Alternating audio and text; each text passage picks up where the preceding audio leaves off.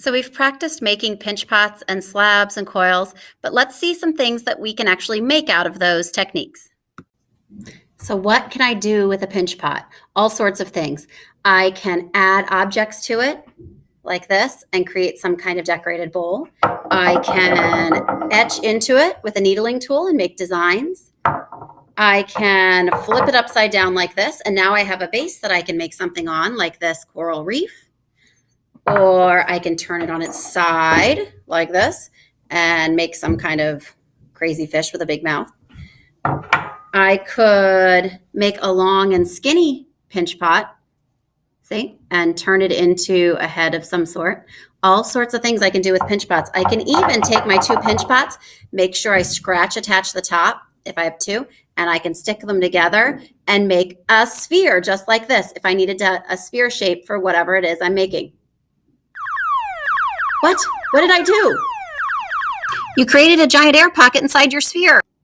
Ooh, there is a whole bunch of air trapped in here. If I were to put this in the kiln, it would go poof, and you wouldn't have a project anymore. So if you do make a sphere, make sure you cut out some shapes from it. Or if you don't want to cut any shapes, just take a needling tool and poke a few holes through here so the air can escape. What can I do with a coil? All sorts of things. Check out this really cool coil I made to hold up my basketball hoop that I'm making. Now what? What'd I do? It's too thin. Ooh, it's not thick enough, is it? Remember, it needs to be no skinnier than a pinky, no fatter than a thumb. This probably won't survive, and it's not going to hold anything up anyway. All right, here's a better size coil. All sorts of things I can do with it. I can coil it up, coil my coil. I can make kind of a zigzag shape. I can braid it together and make some kind of decoration for something I'm making. I can start to coil it and keep adding to it until I have a really cool shape, make kind of a coil pot. Okay, I can make this as tall as I want, can't I? I could make it fatter. I could make it come out. I could make it come in. I could take a bunch of coils, any shapes that I want, and I can line these all up inside of some kind of a mold like this and create a really cool bowl, something like this. Now what? It will stick to your mold. Ooh, you're right. This clay is going to stick to my mold. So what I need to do is create a barrier. I'm going to use some paper towels and put those down in there first. Now I can put my coils in there and use my mold just to create the shape. You don't have to use a mold, but it helps hold up the shape if you want to. What else can I do? I can snip both ends of a coil and create a body for an animal of some sort and add a head and some details. I could, ooh, they make great legs. Here's some legs on this crab that were made with coils. I could make a starfish using coils and add some texture and designs to that. I can make a really cool dragon. I think this one's not quite done. It needs some wings or some other really cool details to it, doesn't it? I can flatten out my coils even and make details like the feathers on this peacock. There are tons of things you can do with coils. Now, what can I do with a slab? Well, tons of things. You can take a slab and cut it into a shape and then curve it or bend it to create any kind of 3D form you want, like this cone here.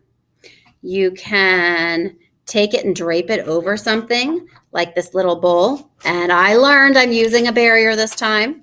I can drape it over that and gently shape it and press it until I have a shape that I like, a form that I like. I can take a piece and make it a base, and I can take another piece and I can stand it up on my base. Or what if this was the base and I curved this around and started making some kind of container like this? I could make it the whole way around and make kind of a little bowl or thing like that. What? You forgot to scratch attach. Ooh, I didn't score these together. So as soon as it dries, this is going to just fall right off and I have no project. Make sure you use the 5 S's and scratch attach every single time. All right, what else could I do?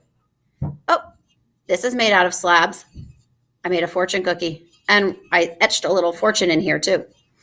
You can drape it over something to make a curve and attach a couple little coils on the bottom and make like a really cool little plate.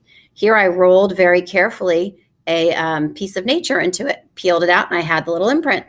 You can add to it You can etch into it. You can fold it up and make some kind of 3D form. Make sure you poke holes. See that little hole there? I'm learning. You can drape it and fold it and bend it and make any kind of little organic form that you'd like a little pot. You can add designs to it. You can also press textures into it. Ooh, there are some texture rollers you can use. I'll show you where these are in a minute, but you can use these texture rollers and you can gently roll them over your dough. You don't want to make your slab much skinnier, so be gentle, and you can get textures. And if you do that before you build something, what if I then built something out of this and made different edges and made a box that had all different textures on it? How cool would that be? You can cut them into strips and use the strips to do something like this. I just kind of wove them into a basket. There are seriously tons of things you can do with slabs. All right, so I hope this gave you some ideas. Let's look at what we're going to do next to plan our projects. Before you get clay, you need to fill out a page in your planner. For theme, tell me what you're going to make out of clay. For challenge, write create a clay creation.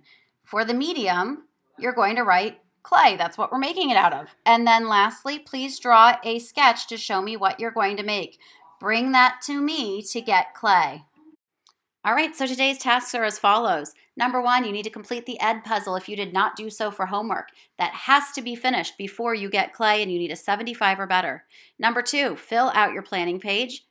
The theme is whatever it is you're making, so you write down what you're going to make out of the clay. The challenge is create a clay creation, and the medium is clay. That's what we're using to make it. Number 3, show me your plan, and I'll give you clay. And then number 4, start working on your clay project. Okay, have fun and go make something awesome.